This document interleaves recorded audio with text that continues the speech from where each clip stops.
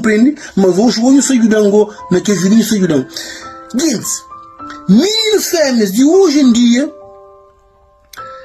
primeiro, este que come testa bom, que o outro estava com o menino caça próprio te prenha. Depois você consegue um coxo companheiro. More que é possível alguém te deita com alguém, depois põe um coxo companheiro. Isso que é um homem se te engana, isso que é um homem se te engana para homem. Mulher, ora que você arranja com o homem, deixa o homem cansa no buscou.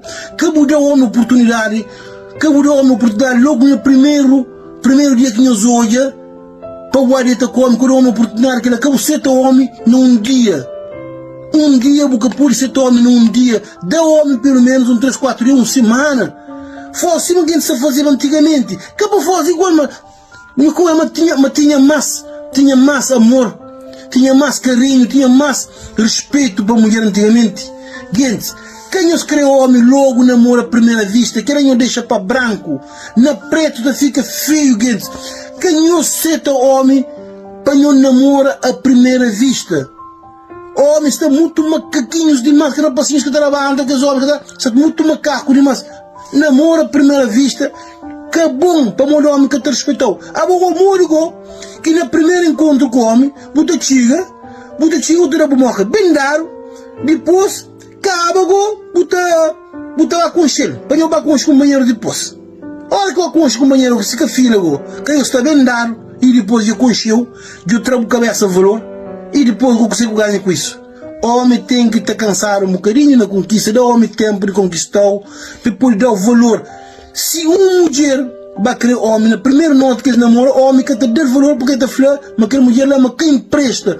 Mas logo no primeiro rendezvous que vai ser, primeira marcação que estive, que vai contra o companheiro, mas abre o pé. A boa acha que ele é um homem que tem razão? O homem que te dá o valor. O homem tem razão e que te dá o valor no primeiro dia de namoro, vai ter com o homem, que pode ser um homem, que pode ser concheiro depois. O homem está concheiro antes de nós namorar, você com o homem. Por saber de onde que vem, ele quem é, aquele outro, você tem que estar com o homem. Então se o homem estiver doente, que tem sida, que tem uma doença, você chega a ter com o homem te dá tempo, mulher te dá tempo para poder namorar com o homem, gente.